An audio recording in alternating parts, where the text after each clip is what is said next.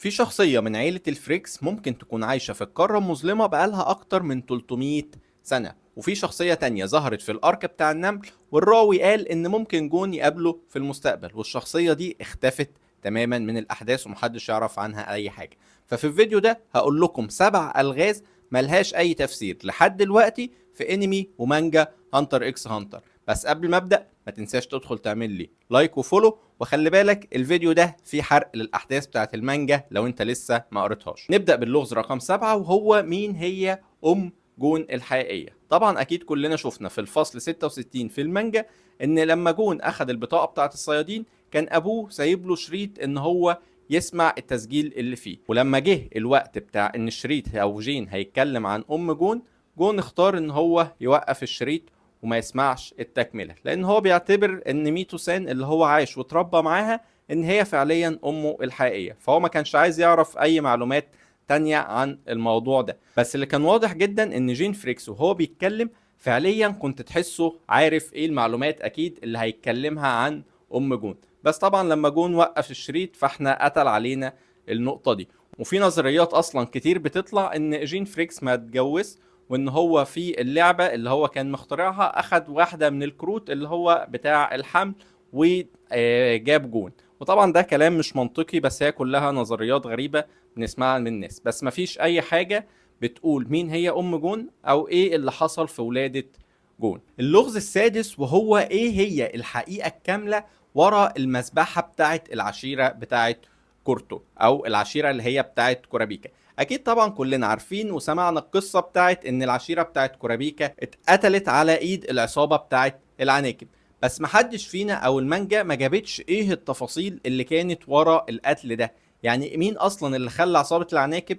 تقتل العشيرة دي؟ هل كان الهدف كله ان هم ياخدوا العيون بتاعتهم يبيعوهم في السوق السوداء، والعناكب هم نفسهم اللي اختاروا ان هم يقتلوهم، ولا كان في احداث تانية احنا مش عارفينها؟ ده ما ظهرش برضو في المانجا او في الانمي، ودي من الالغاز اللي بتعتبر محدش يعرف عنها اي حاجة لحد دلوقتي. اللغز الخامس، واللي بيعتبر واحد من الالغاز اللي انا مش عارف فعليا ايه اللي ممكن يحصل فيه. كلنا اكيد شفنا في انمي هانتر اكس هانتر ان كان في جنود كتير في الارك بتاع النمل اتهجنوا بالنمل او بالخصائص بتاعه النمل اللي هو كانوا في الشرانيق او اللي كان بوف بيسيطر عليهم. فحاليا ال 5000 جندي دول كلهم تحت السيطرة بتاعة بريستون.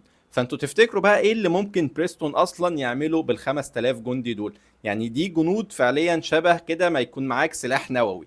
انت معاك 5000 جندي وفيهم خصائص من خصائص النمل اللي هو كان بيعتبر من اقوى الشخصيات او الكائنات اللي احنا شفناها في انمي هانتر اكس هانتر.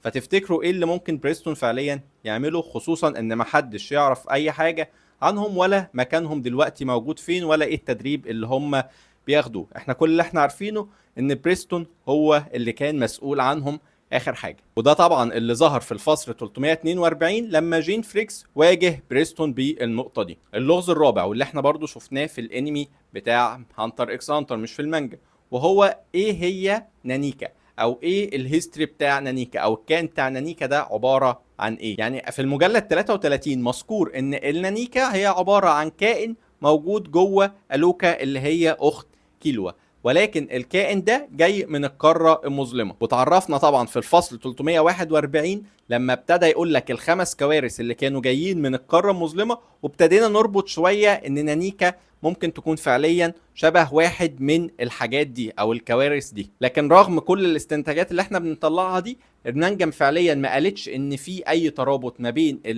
شخصيه نانيكا والكوارث الخمسه، او اللي هي الكارثه اللي كان اسمها اي هي اللي كانت ليها علاقه بالرغبات واللي كانت شبه نانيكا فعليا. وبرده من التكمله بتاعت سؤال نانيكا، اشمعنى كيلوا الانسان الوحيد اللي بيعرف يطلب حاجات من شخصيه نانيكا من غير ما يتاثر؟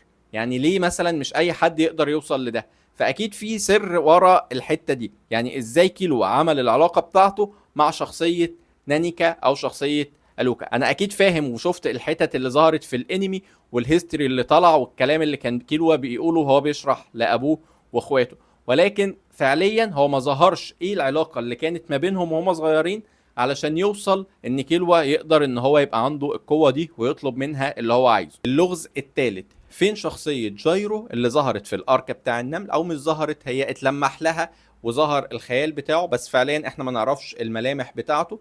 بس هو فين الشخصية دي لما الراوي كمان قال ان هو وجون طريقهم في المستقبل هي ممكن ان هو يتقابلوا. فاحنا برضو ما نعرفش اي معلومات عن الشخصية دي، لان جايرو اللي اتقال عنه ان هو كان بيحكم المنطقة بتاعت اللي هي NGL اللي ظهر فيها النمل، ولما بقى ظهر النمل والكلام ده كله هو اختفى. وطبعا هنا لازم اصحح معلومة في ناس كتير قوي بتخلط ما بينها، ان جايرو هو قائد النمل او ملك النمل، وده فعليا مش حقيقي. مفيش اي حاجة لمحت لي الكلام ده حاجة وده حاجة تانية خالص. وطبعا الراوي قال في الفصل 204، مش فاكر الحلقة كانت كام في الانمي، ان جون وجايرو كانوا في نفس المنطقة، بس ما كانش ليهم نصيب ان هم يتقابلوا، ومتوقع جدا ان هم هيتقابلوا تاني في المستقبل. وفي الفصل 315 بعد ما كل الاحداث بتاعت النمل كانت بتخلص، كان في 3 من النمل او 2 مش فاكر الصراحة، كانوا ابتدوا ان هم يمشوا عشان يروحوا يدوروا على شخصية جايرو لما رجعت لهم الذاكرة البشرية بتاعته. ولكن لحد دلوقتي احنا ما نعرفش اي حاجة عن الموضوع ده. برضو اللغز رقم 2 بقى، وده ليه علاقة بالمانجا والاحداث اللي بتحصل فيها. مين هو ابن بيوند نيترو اللي هو فعليا ممكن يكون واحد من الامراء اللي موجودين في الحرب بتاعت الخلافة؟ يعني بيوند نيترو ده اصلا من الشخصيات اللي فعليا صايعة جدا. يعني هو بقاله قد ايه بيخطط لكل الحاجات دي؟ فهو بقاله فعليا كتير جدا، لكن طبعا لحد دلوقتي مفيش اي اخبار في المانجا مين فعليا اللي هيطلع ابن بيوند نيترو من الامراء اللي في حرب الخلافة. اللغز الاول بقى، وده اكتر حاجة محببة الى قلبي واللي فعليا نفسي ان المانجا تكمل علشان نبدأ نعرف احداث عنه، وهو مين هو شخصية دون فريكس. وفي الفصل 344 جين فريكس لمح ان في كتاب اسمه رحلة لاستكشاف العالم الجديد. الرحلة دي كتبها دون فريكس في الرحلة الاستكشافية بتاعته للقارة المظلمة من 300 سنة. الكتاب طبعا مفروض ان هو بيتكلم عن جزئين، الجزء الشرقي والجزء الغربي، لكن اللي الناس لقيته فعليا الجزء بتاع الكتاب اللي بيتكلم عن الجزء الشرقي فقط مش الجزء الغربي. فده حط نظرية من الاتنين، يا اما ان الجزء الغربي لسه ضايع ومحدش لقاه، يا اما ان الجزء الغربي لسه بيتكتب لحد دلوقتي. فده معناه ان دون فريكس كل ده عايش في القارة المظلمة وبيكتب الكتاب بتاعه او بيكمل الكتاب اللي هو بدأه. وطبعا لو الاحتمال ده صح فده معناه ان دون فريكس وصل لحاجة بتخليه ان هو يعيش لمدة طويلة، زي ما كنا بنسمع ان نيترو برضو كان واصل لحاجة بتساعده ان هو يخلي عمره يطول. وطبعا من كل الاحداث اللي موجودة في المانجا مفيش حاجة بتلمح غير ان دون فريكس هو تقريبا الشخص الوحيد اللي عايش كل ده في القارة المظلمة ونجا. فده متخيل انت القوة بتاعته قد ايه او الباور اللي عنده قد ايه؟ فده اكيد حد استكشف كمية حاجات كتير لسه اصلا محدش وصل لها. فدول كانوا اكتر 7 الغاز محيريني من انمي هانتر اكس هانتر. قول لي برضو انت في الكومنتات لو في الغاز تانية شايف ان هي فعليا لسه المانجا او الانمي ما تكلموش عنها وغطوها بشكل كفاية. وطبعا لو وصلت لهنا في الفيديو فما تنساش تعمل لي لايك وفولو.